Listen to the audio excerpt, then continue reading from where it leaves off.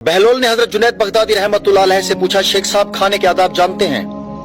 कहने लगे, बिस्मिल्लाह कहना, अपने सामने से खाना, लुकमा छोटा लेना, सीधे हाथ से खाना, खूब चबाकर खाना, दूसरों के लुकमा पर नजर न करना, अल्लाह का जिक्र करना, अल्हम्दुलिल्लाह कहना, अव्वल व आखिर हाथ धोना।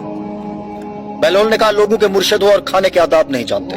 अपने दामन को झाड़ा और वहां से उठकर आगे चल दिए। शेख साहब भी पीछे चल दिए। मुरीदों ने इसरार किया, सरकार वो दीवाना है। लेकिन शेख साहब फिर वहां पहुंचे। बहलोल ने सलाम का जवाब दिया और फिर पूछा, कौन हो? कहा, जुनैद बगदादी जो खाने के आदाब नहीं जानता। बहलोल ने पूछा, अच्छा बोलने के आदाब तो जानते होंगे?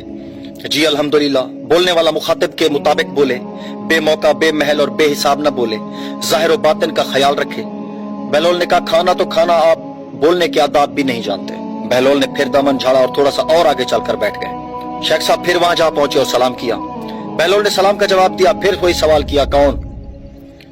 शेख साहब ने कहा, जुनैद बगदादी जो खाने और बोलने के आदाब नहीं जानता। बहलोल ने, अच्छा सोने के आदाब भी बता दें?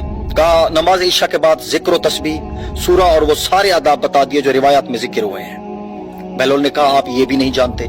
उठकर आगे चलना ही चाहते थे कि शेख साहब ने दामन पकड़ लिया और कहा, जब मैं नहीं जानता तो बताना आप पर वाजिब है।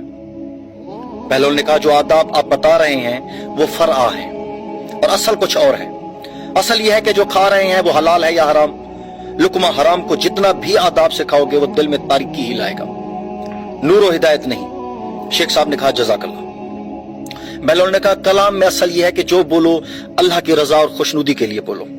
अगर किसी दुनियावी गर्ज के लिए बोलोगे या बेहुदा बोलोगे तो वो वबाल जान बन जाएगा।